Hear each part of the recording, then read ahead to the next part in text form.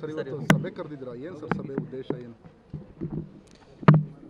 ದಿಲ್ಲಿಯಿಂದ ಕೇಂದ್ರದ ಸಚಿವರು ಮಾನ್ಯ ಕುಮಾರಸ್ವಾಮಿ ಅವರು ನಿನ್ನೆ ದಿನ ಫೋನ್ ಮಾಡಿದರು.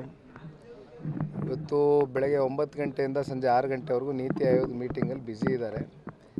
ಸಂಜೆ ಬೆಂಗಳೂರಿಗೆ ಬರ್ತಾರೆ, ರಾತ್ರಿ ಆಗುತ್ತೆ. ನಾಳೆ ದಿನ ಭಾರತೀಯ ಜನತಾ ಪಾರ್ಟಿಯ ರಾಜ್ಯ ಮಟ್ಟದ ನಾಯಕರುಗಳ ಜೊತೆ ಮಾನ್ಯ ಕುಮಾರಸ್ವಾಮಿ ಅವರು ಕೂತು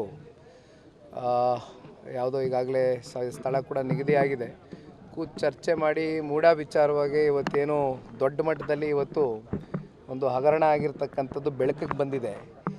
ಈ ವಿಷಯಕ್ಕೆ ಸಂಬಂಧಪಟ್ಟಂತೆ ಜೊತೆಯಲ್ಲಿ ಇವತ್ತು ವಾಲ್ಮೀಕಿ ನಿಗಮದಲ್ಲಿ ಏನು STಗೆ ಇವತ್ತು ಮೀಸಲಿಟ್ಟಿರ್ತಕ್ಕಂಥ ಒಂದು ಅಭಿವೃದ್ಧಿಯ ಒಂದು ಹಣವನ್ನು ಪರಿಶಿಷ್ಟ ಪಂಗಡ ಪರಿಶಿಷ್ಟ ಜಾತಿಗೆ ಇವತ್ತು ಒಂದು ಅಭಿವೃದ್ಧಿಗೆ ಇಟ್ಟಿರ್ತಕ್ಕಂಥ ಈ ಒಂದು ಹಣವನ್ನು ಯಾವ ರೀತಿ ಇವತ್ತು ದುರುಪಯೋಗ ಪಡಿಸ್ಕೊಂಡಿದ್ದಾರೆ ಅಂತಕ್ಕಂಥದ್ದು ಕೂಡ ಈಗಾಗಲೇ ಬೆಳಕಿಗೆ ಬಂದಿರತಕ್ಕಂಥ ವಿಚಾರ. ಅಧಿವೇಶನದಲ್ಲೂ ಕೂಡ ಈಗಾಗಲೇ ಸರ್ಕಾರ ತಾನೇ ಒಪ್ಕೊಂಡಿದ್ದಾರೆ. 89 ಕೋಟಿ 187 ಕೋಟಿ ಅಲ್ಲ 89 ಕೋಟಿ ಇವತ್ತು ಹಗರಣ ಆಗಿದೆ ಅಂತಕ್ಕಂಥದ್ದನ್ನು ಅವರೇ ಇವತ್ತು ಚರ್ಚೆ ಮಾಡಿದ್ದಾರೆ. ಬಹುಶಃ ಇವತ್ತು ಸಾರ್ವಜನಿಕ ಜೀವನದಲ್ಲಿ ಇರ್ತಕ್ಕಂಥದ್ದು ಜೊತೆಯಲ್ಲಿ ಇವತ್ತು ಸರ್ಕಾರ ನಡೆಸ್ತಕ್ಕಂಥ ಯಾರೇ ಒಬ್ಬ ಮುಖ್ಯಮಂತ್ರಿಗಳಿರ್ಬೋದು ಉಪಮುಖ್ಯಮಂತ್ರಿಗಳಿರ್ಬೋದು, ಇವತ್ತು ಸಾರ್ವಜನಿಕರ ಒಂದು ಹಣವನ್ನು 1 ರೂಪಾಯಿ ಕೂಡ ಇವತ್ತು ವ್ಯತ್ಯಾಸ ಆದಂಥ ಸಂದರ್ಭದಲ್ಲಿ ಇವತ್ತು ನಾವೆಲ್ಲ ಪ್ರಶ್ನೆ ಮಾಡಬೇಕಾಗ್ತದೆ ವಿರೋಧ ಪಕ್ಷದವರು. ಹಾಗಾಗಿ ದೊಡ್ಡ ಮಟ್ಟದಲ್ಲಿ ಇವತ್ತು ಹಗರಣಗಳು, ಜೊತೆಯಲ್ಲಿ ಇವತ್ತು ಹಾಲಿನ ಪ್ರೋತ್ಸಾಹಧನ 1200 ಕೋಟಿ ರೂಪಾಯಿ ಇವತ್ತು ಕಳೆದ 9 ತಿಂಗಳಿಂದ ಇವತ್ತು ನಮ್ಮ ರೈತರುಗಳಿಗೆ ಬಾಕಿಯನ್ನು ಉಳಿಸ್ಕೊಂಡಿರ್ತಕ್ಕಂಥದ್ದು ಈ ಸರ್ಕಾರ. ಜೊತೆಯಲ್ಲಿ ಬೆಲೆ ಏರಿಕೆಗಳು, ಈ ರೀತಿ ಡೆಂಗ್ಯೂನು ಕೂಡ ಇವತ್ತು ಸರಿಯಾಗಿ ನಿಯಂತ್ರಣಕ್ಕೆ ತಗೊಂಡು ಬರಲಿಕ್ಕೆ ಇವತ್ತು ಸರ್ಕಾರ ಸಾಮರ್ಥ್ಯದಿಂದ ಕೆಲಸ ಮಾಡ್ತಾಯಿಲ್ಲ. ಈ ರೀತಿ ಸಾಕಷ್ಟು ವಿಷಯಗಳನ್ನ ಇಟ್ಕೊಂಡು ವಿಷಯಾಧಾರಿತವಾಗಿ ಮುಂದಿನ ದಿನಗಳಲ್ಲಿ ಸರ್ಕಾರದ ವಿರುದ್ಧವಾಗಿ ಇವತ್ತು ಎರಡೂ ಪಕ್ಷ ಯಾವ ರೀತಿ ಹೋರಾಟವನ್ನು ಕೈಗೊಳ್ಳಬೇಕು ಅಂತಕ್ಕಂಥ ನಿಟ್ಟಿನಲ್ಲಿ ಮಾನ್ಯ ಕುಮಾರಸ್ವಾಮಿ ಅವ್ರ ಜೊತೆಯಲ್ಲಿ ನಾಳೆ ಭಾರತೀಯ ಜನತಾ ಪಾರ್ಟಿ ಎಲ್ಲ ಪ್ರಮುಖ ಮುಖಂಡರುಗಳು ಒಂದು ಹೋಟ್ಲಲ್ಲಿ ಸೇರ್ಕೊಂಡು ಸಭೆಯನ್ನು ಆಯೋಜನೆ ಮಾಡ್ಕೊಂಡಿದ್ದೇವೆ. ಸರ್ ಈಗ ಹೆಸರು ಬದಲಾವಣೆ ಆಗಿದೆ ಸರ್, ನಿನ್ನೆ ಸಚಿವ ಸಂಪುಟದಲ್ಲಿ ಒಪ್ಪಿಗೆ ಕೂಡ ಆಗಿದೆ. ನೋಡಿ, ಒಂದು ಮಾತು ಹೇಳ್ತೇನಣ್ಣ, ಇವತ್ತು ರಾಮನಗರ ಅಂದಾಗ ನಮಗೆ ಮೊದಲು ರಾಮನ ಹೆಸರು ಇವತ್ತು ಇಟ್ಟಿರ್ತಕ್ಕಂಥ ಈ ಒಂದು ಪುಣ್ಯಕ್ಷೇತ್ರ ಇವತ್ತು ಇವರ ಒಂದು ರಾಜಕೀಯದ ಕೆಲವೊಂದಷ್ಟು ಲೆಕ್ಕಾಚಾರಗಳಿಗೋಸ್ಕರ ಬದಲಾವಣೆ ಮಾಡ್ತಕ್ಕಂಥದ್ದು ಇವತ್ತೇನು ಆಗ್ತಾ ಇದೆ. ಬಹುಶಃ ಮಾನ್ಯ ಕುಮಾರಸ್ವಾಮಿ ಅವರು ಯಾವತ್ತು ರಾಮನಗರ ಹಾಗೂ ಚಿಕ್ಕಬಳ್ಳಾಪುರ ಸಮಕಾಲದಲ್ಲಿ ಜಿಲ್ಲೆಯನ್ನು ಒಂದು ಘೋಷಣೆಯನ್ನು ಮಾಡಿದಂಥ ಸಂದರ್ಭದಲ್ಲಿ ಯಾರೂ ಕೂಡ ಅವತ್ತು ಚಕಾರ ಎತ್ತಲಿಲ್ಲ. ರಾಮನಗರ ಜಿಲ್ಲೆಯನ್ನು ಘೋಷಣೆ ಮಾಡಿದಂಥ ಸಂದರ್ಭದಲ್ಲಿ ಎಲ್ಲರೂ ಕೂಡ ಸಹಕಾರವನ್ನು ಕೊಟ್ಟಿದ್ದಾರೆ. ಆದರೆ ಇವತ್ತು ಬ್ರ್ಯಾಂಡ್ ಬ್ಯಾಂಗ್ಳೂರು ಹೆಸರಿನಲ್ಲಿ ಇವತ್ತೇನು ರಾಮನಗರದ ಒಂದು ಇತಿಹಾಸವನ್ನು ಅಸ್ಮಿತೆಯನ್ನು ಅಳಿಸ್ತಕ್ಕಂಥ ಒಂದು ಕೆಲಸವನ್ನು ಇವತ್ತು ಸರ್ಕಾರ ಮಾಡ್ತಾ ಇದೆ. ಬಹುಶಃ ಇವತ್ತು ಜಿಲ್ಲೆ ಜನತೆ ಇವತ್ತು ಪ್ರತಿಯೊಬ್ಬರು ಕೂಡ ಇದ್ರ ವಿರುದ್ಧವಾಗಿ ಇವತ್ತು ಇದಾಗಬಾರ್ದು, ರಾಮನಗರಾಗೆ ಉಳ್ಕೋಬೇಕು, ಜಿಲ್ಲೆಯಾಗೆ ಉಳ್ಕೋಬೇಕು ಅಂತಕ್ಕಂಥದ್ದು ಜಿಲ್ಲೆಯ ಜನತೆಯ ಒಂದು ಅಭಿಪ್ರಾಯ. ಜೊತೆಯಲ್ಲಿ ಮೊನ್ನೆನೂ ನಾನು ನಿಮ್ಗೆ ಹೇಳಿದ್ದೇನೆ, ಇವತ್ತು ರೆವಿನ್ಯೂ ರೆಕಾರ್ಡ್ಗಳಿರ್ಬೋದು, ಗೌರ್ಮೆಂಟ್ ರೆಕಾರ್ಡ್ಗಳಿರ್ಬೋದು, ಪ್ರತಿ ತಾಲೂಕಲ್ಲೂ ಇವತ್ತು ಬದಲಾವಣೆ ಆಗಬೇಕಾಗ್ತದೆ. ಇವತ್ತು ಇವನ್ನೆಲ್ಲ ಬದಲಾವಣೆ ಮಾಡ್ತಕ್ಕಂಥದ್ದು ಅಷ್ಟು ಸುಲಭದ ಮಾತಾ? ಟೆಕ್ನಿಕಲಿ ಸಾಕಷ್ಟು ಸಮಸ್ಯೆಗಳನ್ನ ನಾವು ಮುಂದೆ ಎದುರಿಸಬೇಕಾಗ್ತದೆ. ತಾಲೂಕಿನ ಜನತೆ ಇವತ್ತು 5 ತಾಲೂಕಿನ ಜನತೆ ತಾಲೂಕು ಕಚೇರಿಗಳಿಗೆ ದಿನನಿತ್ಯ ಪರದಾಡಬೇಕಾಗ್ತದೆ. ಈ ರೀತಿಯಾದಂಥ ಒಂದು ವಾತಾವರಣವನ್ನು ಇವತ್ತು ರಾಜ್ಯ ಸರ್ಕಾರ ಸೃಷ್ಟಿ ಮಾಡ್ತಾ ಇರ್ತಕ್ಕಂಥದ್ದು ನಿಜಕ್ಕೂ ಕೂಡ ಖಂಡನೀಯ. ಇದಕ್ಕೆ ಹೋರಾಟ ಯಾವ ರೀತಿ ಇರುತ್ತೆ ಸರ್? ಏನಾದ್ರು ಹೋರಾಟ ಮಾಡ್ತೀರಾ? ಇದು ನಾಳೆ ದಿನ ಎಲ್ಲ ಮುಕ್ತವಾಗಿ ಚರ್ಚೆ ಮಾಡ್ತೇವೆ. ಮಾನ್ಯ ಕುಮಾರಸ್ವಾಮಿ ಅವರ ಒಂದು ನೇತೃತ್ವದಲ್ಲಿ ನಾಳೆ ಸಭೆ ಆಯೋಜನೆ ಮಾಡ್ಕೊಂಡಿದ್ದಾರೆ ಭಾರತೀಯ ಜನತಾ ಪಾರ್ಟಿಯವರು. ಜೊತೆಯಲ್ಲಿ ನಮ್ಮ ನಾಯಕರಾದಂಥ ಕುಮಾರಸ್ವಾಮಿ ಅವ್ರ ಜೊತೆ ಕೂತು ಚರ್ಚೆ ಮಾಡಿ ಮುಂದೆ ಯಾವ ರೀತಿ ನಾವು ಹೋರಾಟ ಕೈಗೊಳ್ತೀವಿ ಅಂತಕ್ಕಂಥದ್ರ ಬಗ್ಗೆ ಚರ್ಚೆ ಮಾಡ್ತೀವಿ. ಯಾಕಂದ್ರೆ ಸರ್, ಇಲ್ಲಿನ ಸ್ಥಳೀಯ ಶಾಸಕರು ಹೇಳ್ತಾರೆ ರಾಮನಗರ ಜಿಲ್ಲೆ ಹೆಸರು ಬದಲಾವಣೆಗೆ ಸ್ಥಳೀಯರು ವಿರೋಧ ಮಾಡ್ತಲ್ಲ, ಬೇರೆ ಜಿಲ್ಲೆಯಿಂದ ಬಂದಿರೋರು ವಿರೋಧ ಮಾಡ್ತಾರೆ ಅಂತ ಹೇಳ್ತಾರೆ ಸರ್. ನೋಡಿ, ಸ್ಥಳೀಯರ ಮನಸ್ಸಿನಲ್ಲಿ ಏನಿದೆ ಅಂತಕ್ಕಂಥದ್ದನ್ನು ಇವತ್ತು ಇಲ್ಲಿರ್ತಕ್ಕಂಥ ಕೂಪನ್ ಶಾಸಕರು ಅರ್ಥ ಮಾಡ್ಕೊಂಡಿದ್ದಾರಾ? ಅವ್ರನ್ನ ಪ್ರಶ್ನೆ ಮಾಡಿದಾರಾ? ಅವ್ರ ಮನಸ್ಸುಗಳಲ್ಲಿ ಏನಿದೆ ಅಂತಕ್ಕಂಥದ್ರ ಬಗ್ಗೆ ಇವ್ರು ಏನಾದ್ರು ತಿಳ್ಕೊಂಡಿದ್ದಾರಾ? ಇವತ್ತು ಸುಮ್ಮನೆ ಗಾಳಿಯಲ್ಲಿ ಗುಂಡು ಹೊಡಿತಕ್ಕಂಥ ಕೆಲಸ ಅಲ್ಲ. ಪಾಪ ಇನ್ನೂ ಸಾಕಷ್ಟು ಮಾತಾಡ್ತಾ ಇದ್ದಾರೆ. ಇವತ್ತು ರಾಮನಗರ ಜಿಲ್ಲೆಯಾಗಿ ಘೋಷಣೆ ಆದ ನಂತರ ಇಲ್ಲಿರ್ತಕ್ಕಂಥ ಭೂಮಿ ಬೆಲೆ ಇವತ್ತೇನು ಬ್ರ್ಯಾಂಡ್ ಬ್ಯಾಂಗ್ಳೂರಿಗೆ ಸೇರಿಸಿದ ತಕ್ಷಣ ಏನು ದೊಡ್ಡ ಮಟ್ಟದಲ್ಲಿ ಇಲ್ಲಿರ್ತಕ್ಕಂಥ ಭೂಮಿ ಬೆಲೆಗಳು ಎಲ್ಲೋ ಗಗನಕ್ಕೆ ಹೋಗ್ಬಿಡುತ್ತೆ ಅಂತಕ್ಕಂಥದ್ದನ್ನು ಇವತ್ತೇನು ಚರ್ಚೆ ಮಾಡ್ತಾ ಇದ್ದಾರೆ. ರಾಮನಗರ ಜಿಲ್ಲೆ ಘೋಷಣೆ ಆದ ನಂತರ ಇಲ್ಲಿರ್ತಕ್ಕಂಥ ರೈತರುಗಳು ಕೇಳಿ, ಇವತ್ತು ಜಮೀನಿನ ಬೆಲೆಗಳು ಕೇಳಿ. ಮಾನ್ಯ ಕುಮಾರಸ್ವಾಮಿ ಅವರು ಈ ಜಿಲ್ಲೆಗೆ ಕಾಲಿಟ್ಟ ನಂತರ ಕಳೆದ 30 ವರ್ಷದಿಂದ ನಿರಂತರವಾಗಿ ಆಗಿರ್ತಕ್ಕಂಥ ಅಭಿವೃದ್ಧಿ ಗಿಡ ಮರಗಳು ಕೇಳಿ ಅವೇ ಹೇಳ್ತವೆ.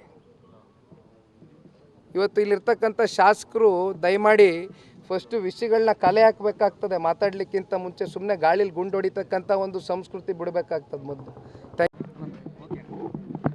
ಸರ್ ಇವತ್ತು ಸಭೆ ಕರೆದಿದ್ದೀರಾ, ಏನು ಸರ್ ಸಭೆ ಉದ್ದೇಶ ಏನು? ಈಗ ಡೆಲ್ಲಿಯಿಂದ ಕೇಂದ್ರದ ಸಚಿವರು ಮಾನ್ಯ ಕುಮಾರಸ್ವಾಮಿ ಅವರು ನಿನ್ನೆ ದಿನ ಫೋನ್ ಮಾಡಿದರು. ಇವತ್ತು ಬೆಳಗ್ಗೆ 9 ಗಂಟೆಯಿಂದ ಸಂಜೆ 6 ಗಂಟೆವರೆಗೂ ನೀತಿ ಆಯೋಗ ಮೀಟಿಂಗಲ್ಲಿ ಬ್ಯುಸಿ ಇದ್ದಾರೆ. ಸಂಜೆ ಬೆಂಗಳೂರಿಗೆ ಬರ್ತಾರೆ, ರಾತ್ರಿ ಆಗುತ್ತೆ. ನಾಳೆ ದಿನ ಭಾರತೀಯ ಜನತಾ ಪಾರ್ಟಿಯ ರಾಜ್ಯ ಮಟ್ಟದ ನಾಯಕರುಗಳ ಜೊತೆ ಮಾನ್ಯ ಕುಮಾರಸ್ವಾಮಿ ಅವರು ಕೂತು ಯಾವುದೋ ಈಗಾಗಲೇ ಸ್ಥಳ ಕೂಡ ನಿಗದಿಯಾಗಿದೆ, ಕೂತು ಚರ್ಚೆ ಮಾಡಿ ಮೂಢ ವಿಚಾರವಾಗಿ ಇವತ್ತೇನು ದೊಡ್ಡ ಮಟ್ಟದಲ್ಲಿ ಇವತ್ತು ಒಂದು ಹಗರಣ ಆಗಿರ್ತಕ್ಕಂಥದ್ದು ಬೆಳಕಿಗೆ ಬಂದಿದೆ.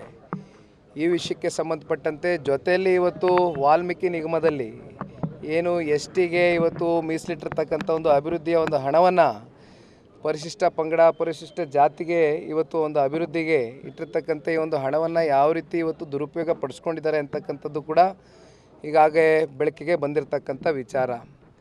ಅಧಿವೇಶನದಲ್ಲೂ ಕೂಡ ಈಗಾಗಲೇ ಸರ್ಕಾರ ತಾನೇ ಒಪ್ಕೊಂಡಿದ್ದಾರೆ 89 ಕೋಟಿ, 187 ಕೋಟಿ ಅಲ್ಲ 89 ಕೋಟಿ ಇವತ್ತು ಹಗರಣ ಆಗಿದೆ ಅಂತಕ್ಕಂಥದ್ದನ್ನು ಅವರೇ ಇವತ್ತು ಚರ್ಚೆ ಮಾಡಿದ್ದಾರೆ.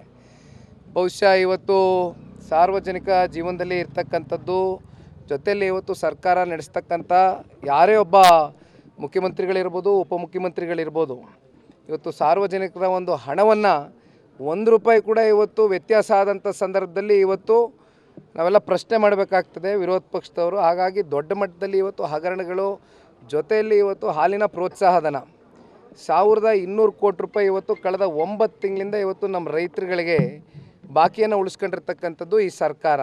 ಜೊತೆಯಲ್ಲಿ ಬೆಲೆ ಏರಿಕೆಗಳು, ಈ ರೀತಿ ಡೆಂಗ್ಯೂನು ಕೂಡ ಇವತ್ತು ಸರಿಯಾಗಿ ನಿಯಂತ್ರಣಕ್ಕೆ ತಗೊಂಡು ಬರಲಿಕ್ಕೆ ಇವತ್ತು ಸರ್ಕಾರ ಸಾಮರ್ಥ್ಯದಿಂದ ಕೆಲಸ ಮಾಡ್ತಾ ಇಲ್ಲ.